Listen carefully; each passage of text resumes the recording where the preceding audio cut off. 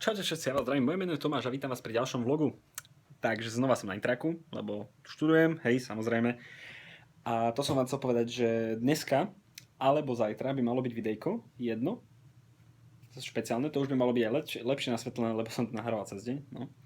Momentálne hrám cs a pozerám niečo na tablete. Sa mi to ľúbi proste. Tam spí kamarát a tu spím ja. Mám tu momentálne veci, kartičku na obed a takéto. Takže idem si zahrať nejaké to cs a asi vám pôjdem uploadnúť to video. Ešte uvidím, nech sa uploadne tento random vlog, lebo mám mobilné data, hej, neviem, uvidím ešte, že ako to bude rýchle a podľa toho by som to uploadol.